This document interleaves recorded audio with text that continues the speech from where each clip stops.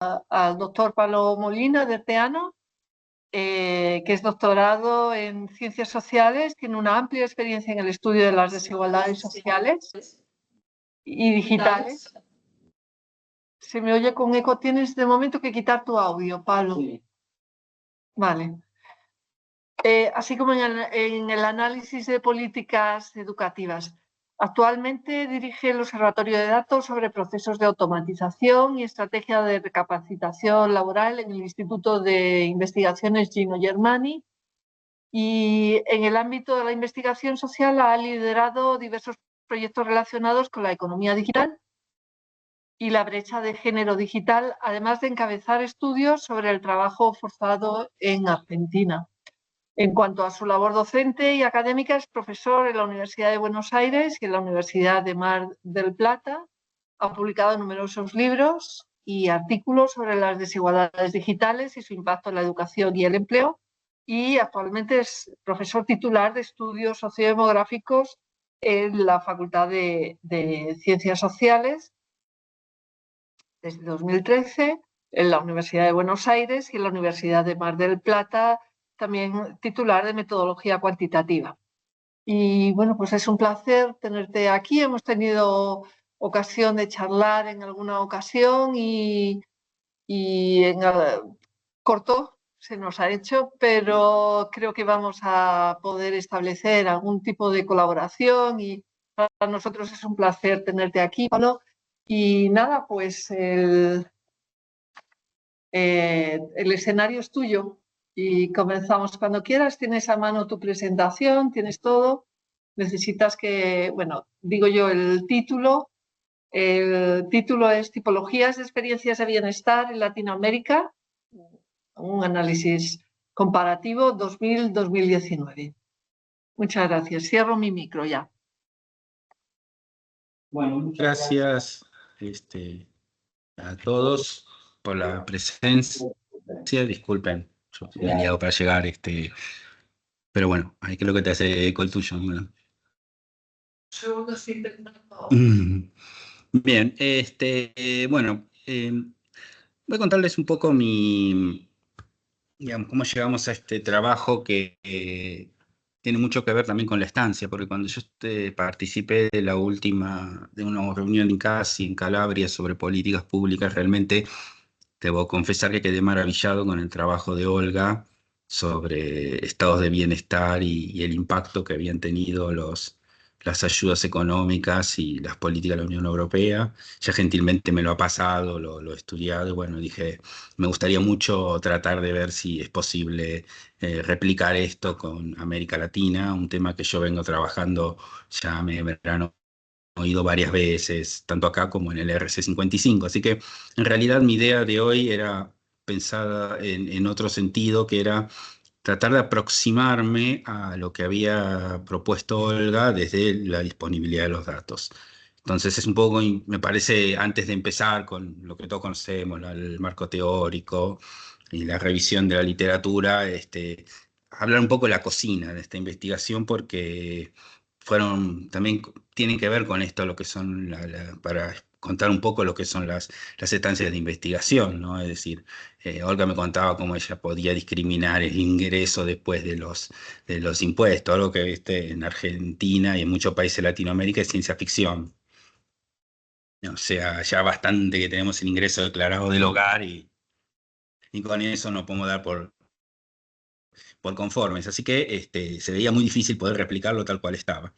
Entonces, la presentación tiene como dos objetivos ahora antes que empiece, pero que yo quiero me gusta poner dentro de una investigación un programa de investigación que tiene objetivos más amplios que la presentación, incluso que un artículo en sí mismo. La primera cuestión es que a mí me interesa mucho un programa comparativo entre Europa y América Latina, las experiencias de bienestar, utilizando la literatura y las tipologías construidas por en ambos continentes, pero tratando de ver cómo los podemos comparar, no usando todas las bases conjuntas porque se miden cosas distintas, sino a través de una metodología que, bueno, hoy vamos a ver un pequeño ensayo de eso. que es que, bueno, es la metodología de que existen 3 tipologías en cada caso y que las tipologías en sí mismas se pueden llegar a comportar igual a su interior, igual en formas jerárquicas, pero no podemos, lo que no se podría hacer es decir, bueno, la situación de Uruguay es comparable a la de Dinamarca.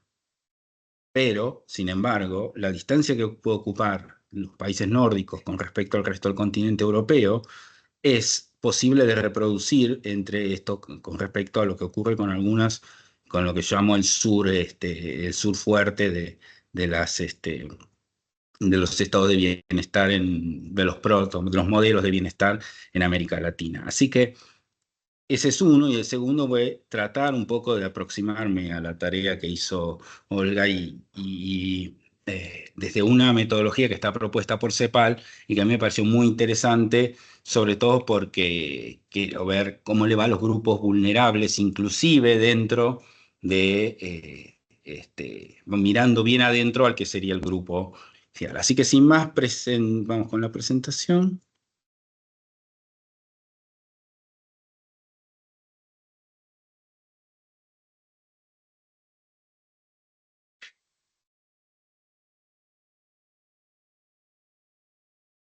Bueno, ahí todos pueden ver, sí, ¿no? Bien. Sí, Que no se puedo lee. lograr. ¿Sí? ¿Se puede? Bien. Bueno, no entiendo por qué no puede. No sé si la presentación completa.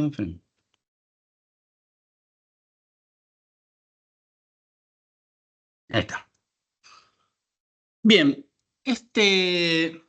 la idea es tratar de trabajar sobre una tipología de estado de bienestar en América Latina, considerando los cambios en ciertos indicadores de bienestar.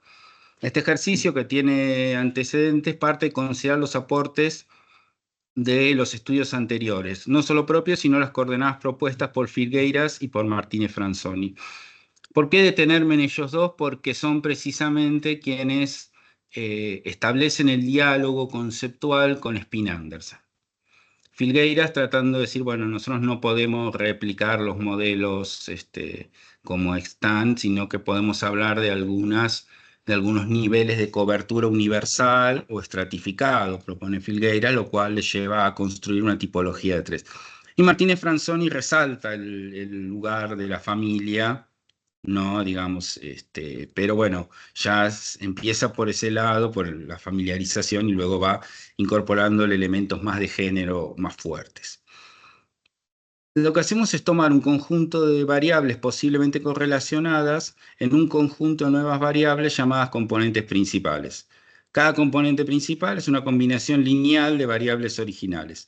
El primer componente principal captura la mayor cantidad de varianza de los datos, y el segundo componente principal captura la mayor cantidad de varianza restante, y así. La idea central retiene la mayor parte de la varianza presente en los datos originales con la menor cantidad de componentes posibles. Por lo tanto, nosotros la idea era trabajar con 2 ejes fuertes, ¿no? Uno es el gasto social por habitante, medido en dólares PPA, y teníamos o el coeficiente de Gini o el índice de Atkinson, pero terminamos trabajando con el coeficiente de Gini. ¿Cuál era la idea? Decir, bueno, si esos eran los ejes, ¿cuáles eran las variables ilustrativas, ¿no? Y las variables ilustrativas parten de 6 dimensiones, que son las dimensiones que atraviesan numerosos programas en América Latina.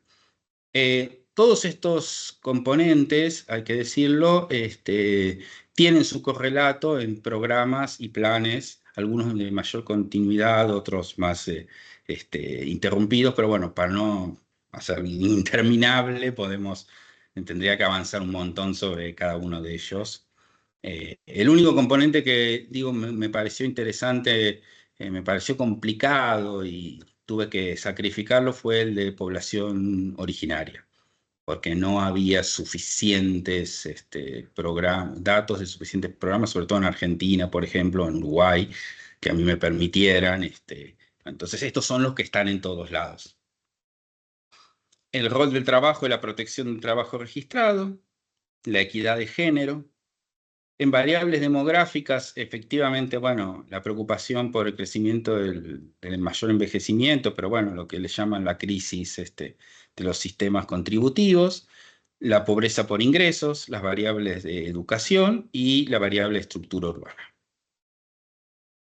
No sé si un poco, pero acá ven, estos son los objetivos, o sea, cómo se miden. Se miden a partir de lograr ver en qué medida los que tienen signo menos, los que tienen signo más, es en qué medida se redujo o se aumentó cada una de estas poblaciones de acuerdo a los programas, tomando como año base el 2000 o el 2001 según los datos, y llegando al menos al 2019 y en algunos casos al 2023. Entonces, por ejemplo, el objetivo de los programas era reducir la cantidad de adultos mayores sin ingresos previsionales.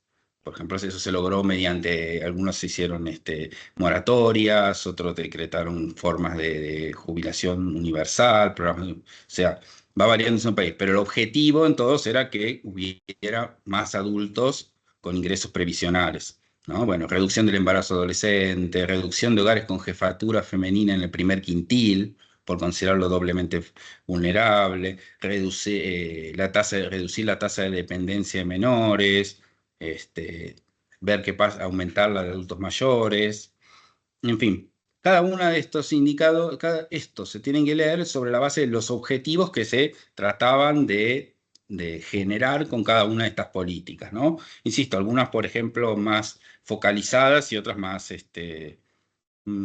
específicas, más generales, como pueden ser las de educación. Bien, el primer hecho con estos componentes, pudimos ver que el acumulado, que es bastante, nos dio un 41,07 entre los dos ejes seleccionados. O sea que veníamos bien con esto. Acá queda como el componente, el gráfico rotado, hecho con con R, perdón, y están los nombres de las variables. Pero yo no me quiero meter mucho en esta parte del diseño, sino ver efectivamente quiénes quedaron dónde en cada uno de los grupos. Es decir, tomando la matriz de ANOVA y la distancia con respecto al centroide y pidiendo que específicamente fueran 3, estos son los países que quedaron agrupados. Lo que llamamos clase 1, Argentina, Brasil, Chile, Uruguay, Costa Rica, donde, bueno, Brasil es discutible, tuvo algunos problemitas, está algo lejos del centroide. Después quedan Ecuador, Colombia, Panamá, México, Perú y El Salvador. Y en la clase 3, Honduras, Bolivia y Paraguay. Un modelo de esto ya yo había probado hace tiempo en una reunión del RC55 en el 2015. Y siempre, bueno, lo bueno es que ahora pudimos incorporar a Perú. Lamentablemente hay países que no hay suficientes datos, están muy fragmentados. Bueno, Venezuela es un agujero negro. Entonces, yo quería mostrarles el primer grupo, el que llamé Grupo Sur más Costa Rica, que muestra una coordenada de relativo éxito del mercado y la actividad económica como reducción de la desigualdad.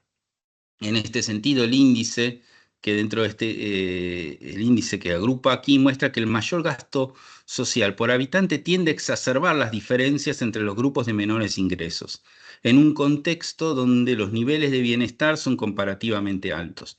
Me pareció interesante porque a pesar de haber sufrido crisis, este grupo tiene como una especie de capacidad instalada. Estos son como los países que ya tienen una estructura y que se mostraba en cómo las ayudas monetarias terminaban funcionando en muchos casos como ingresos complementarios de algunos grupos vulnerables. O sea, ¿cómo definir este grupo? Este es un grupo donde se produce una superposición. O sea, por un lado hay una estratificación en el acceso a bienes y servicios de bienestar, pero a su vez este grupo tiene una base de cobertura universal. Por más que se pueda discutir la calidad de esa cobertura, la tiene. Así que la idea fue ver efectivamente cómo estos programas impactaban sobre ciertos grupos vulnerables que no están definidos por las categorías de agrupamiento, sino tratar de acercarnos a lo que había hecho Olga, ver en qué medida, es decir, mejoraban su situación con otro indicador. El indicador que se va a trabajar, acá yo voy a mostrar el general, ustedes ven que hay un puntito 3,8, 1,6. Esto es la cantidad de ingreso promedio medido en canastas de pobreza según CEPAL.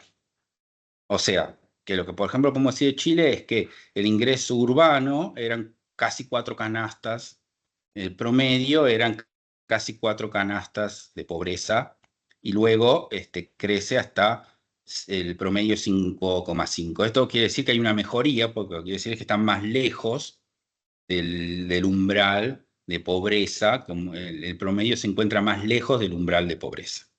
Esa es como la idea. Entonces, hicimos una correlación simple entre el gasto social y el ingreso medio, que nos dio significativas, con 3 grupos que son, perdón, 5 porque lo vamos a dividir por género, 2 de ellos, pero tienen que ver con los grupos que tradicionalmente no estaban alcanzados por el contenido estratificado. Y ellos son los asalariados precarios, medidos por aquellos que trabajan en hogares, en unidades con menos de 5 miembros. El ingreso cuenta propia, o sea, los trabajadores por cuenta propia que no sean ni técnicos ni profesionales, y el trabajo en hogares, vulgarmente llamado trabajo doméstico. Cada uno de estos ingresos es medido con la misma estructura. A ver cuántos se alejan de en cuántas canastas de pobreza de CEPAL es el ingreso medio y cómo va evolucionando ellos durante ese periodo. Estos indicadores ya vienen dados por CEPAL. Entonces, por ejemplo, en el sector privado, en establecimientos que no son ni profesionales ni técnicos, lo que nosotros podemos observar dentro del primer grupo, el que hemos sacado a Brasil, es ver cómo se consolidan Chile, Uruguay y Costa Rica, y vemos lo que lo que hablamos antes de cómo de tiempo. Bien, ¿no? Sí. Sí. Bueno, lo que ustedes pueden observar es una mejoría notable de Chile. O sea, Chile parte de 1,9 a 3,1 y una continuidad, a pesar de cierta caída, de Uruguay y de Costa Rica. Es decir que si uno toma el saldo desde el comienzo hasta el final, más o menos estos grupos, como decíamos, no generan un gran cambio en sí mismos las políticas de transferencia. Quiere decir esto que las transferencias de ingresos, las políticas de bienestar no parecieron mejorar el ingreso de manera sistemática como para que pudieran alejarse más de una situación de pobreza, considerando que muchas veces este ingreso funciona como complementario. En cambio, lo que sí es curioso, producto de la crisis argentina, es cómo Argentina se va deteriorando. Argentina se va deteriorando más por la crisis de devaluación de la moneda que por el efecto. Y este primer efecto lo vamos a ver en los varones y también lo vamos a ver en las mujeres. Es decir, es muy fuerte el efecto de la crisis propia argentina, que digamos, que rompe con el sentido de los otros. Es decir, si en el mismo periodo Chile mejora, Costa Rica y Uruguay más o menos se mantienen, Argentina cae. Argentina termina con un... Entonces, y lo que es interesante de observar es las brechas de género que se mantienen relativamente iguales. Es decir, más o menos por cada mujer que trabaja en el sector informal como asalariada en unidades más pequeñas, gana el 80% que lo que gana cada varón, y eso se mantiene relativamente estable durante todo el periodo. Es interesante cómo las brechas casi no varían en todo el periodo en ninguno de los países. Salvo hay un valor raro en Argentina, un outlier raro en 2020, que se le pueda dar más a la pandemia o algún problema de medición, pero en general siempre se mantienen en estos niveles, ¿no? Es decir, es interesante observar cómo en términos de género no se produjo grandes cambios. Pasando al siguiente grupo, los cuenta propia profesionales, una vez más se ve el mismo proceso. aunque aquí un poco más heterogéneo, ¿no? Es decir, Chile mejora, se reduce para Costa Rica y se reduce para Uruguay en el caso de los varones. Estos son los cuentapropias y están agrupados con los trabajadores familiares no remunerados, pero que no sean ni profesionales ni técnicos, son casos de varones.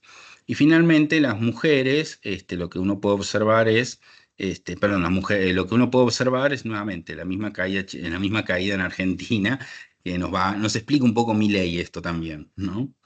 Es decir, y el mismo efecto que ocurre con las mujeres. O sea, casi siempre se registra esta línea, ¿no? Cierta heterogeneidad en Costa Rica, cierto crecimiento y mejoría notable o sea, después de una caída muy fuerte a principios del siglo, Uruguay va mejorando, y se iguala en Costa Rica y Chile pasa como de estar ahí, digamos, en el grupo casi último al final. O sea, también en el trabajo cuenta propia se observa el mismo efecto en términos de canasta de pobreza, es decir, y lo que sí es interesante para ver es, vean que, por ejemplo, para hacer las comparaciones y cuál es el sentido, en el 2022, un trabajador chileno varón gana 4 veces la línea de pobreza de CEPAL para Chile, y en cambio un trabajador argentino gana la mitad, gana casi 2 líneas de pobreza.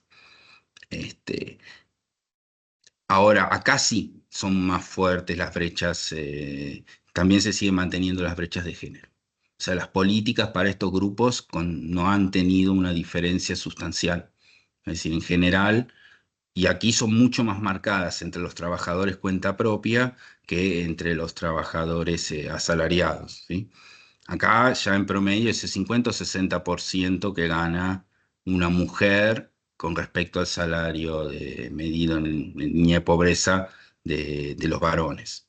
Y el último grupo que queda, que queda para el análisis es ¿no? Que son solo mujeres y que es el que tiene que ver con el sector privado, el empleo doméstico, lo que es el empleo en hogares, que es muy poco la cantidad de varones. Acá más o menos no hay grandes cambios, pero sigue habiendo el deterioro y es el primero en Argentina que no logra duplicar, o sea, gana 80% por encima de esa línea de pobreza. Entonces, acá hay algo como que es muy interesante observar, que en este grupo, que es para que yo digo que es el grupo que tiene cierta capacidad instalada y el que mostraba los mejores indicadores, lo que uno puede observar es que continúa habiendo que el impacto no es tan fuerte. Porque cuando uno observa lo que ocurre en el año 2000 contra el año 2022, o sea, salvo en el caso de Chile, no se registran grandes mejorías en los grupos. Los grupos mantienen la misma proporción de ingresos y el deterioro de Argentina es muy marcado, pero ese deterioro tiene mucho que ver con la moneda.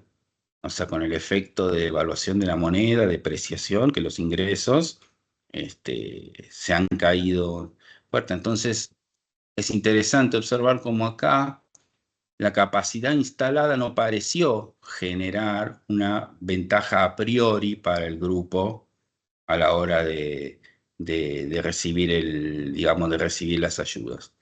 Esto contrasta con muchos análisis donde uno dice, bueno, pero en general, cuando uno dice, bueno, pero ese ingreso ayudaría a no caer en la indigencia, bueno, nosotros tenemos en Argentina ese problema con la medición de la canasta de pobreza, que ahora la están revisando porque ya empezó a dar números complicados, y después lo que nosotros tenemos es, lo que a mí me parece muy interesante es observar cómo no se puede separar del ciclo económico. Que la otra vez hablábamos con Olga qué pasaba con la crisis del 2009. Bueno, en general hay una mejoría de la situación, es cierto, hay una caída para el 2009, pero después hay una mejoría. Nosotros nos impactan en la región un año después. O sea, la crisis subprime es 2008, pero el impacto en sí se registra en 2009. ¿Y qué nos queda? Bueno, nos queda para el futuro la que llamo la línea del Pacífico, que es la de la equidad entre los grupos sociales. Se evidencia una reducción acá sí se evidencia una reducción de la desigualdad, pero bueno, lo quiero seguir trabajando más para ver contra cuál lo puedo probar de Europa. La línea del Pacífico, y se aceptan, ¿no?, la de Ecuador, Colombia, Panamá, México, Perú y El Salvador. No se me ocurrió un nombre mejor, salvo que todos dan para ahí. Y después queda el grupo tercero, que es el que más, es más dependiente de estas políticas, que son de gasto social muy bajo, por debajo de la media de la región, pero considerablemente alto para el PBI de los países. O sea, son grupos que han mandado una inversión muy fuerte en ese sector. Se evidencia en ellos una mejora de los indicadores sociales, que parten de pisos muy bajos, pero así como una mejor distribución del ingreso. Honduras ahí es un caso particular, porque incluso registrando lo mismo que el mismo movimiento que Bolivia y Paraguay, sigue quedando muy, muy atrás en los impactos. Entonces, ¿qué es lo que nos quedamos con el apoyo, digamos, y para seguir con el programa y las opciones? Yo quiero hacer los otros dos grupos y después quiero comparar los centroides a ver si efectivamente la distancia entre cada uno de estos grupos es la misma distancia entre los tres grupos de Spin-Andersen. Es decir, si la distancia entre los nórdicos y los corporativos es la misma que habría entre el grupo sur y la línea del Pacífico. Eso me permitiría ver que más o menos estarían orientados en sí. Para eso, la tarea que todavía titánica hay que hacer es tratar de encontrar el equivalente de esto en las políticas europeas. Algunas de ellas sí las encontré, pero no todas. Así que bueno, eso ha sido en líneas generales este primer avance. Bueno, estoy abierto a comentarios y sugerencias.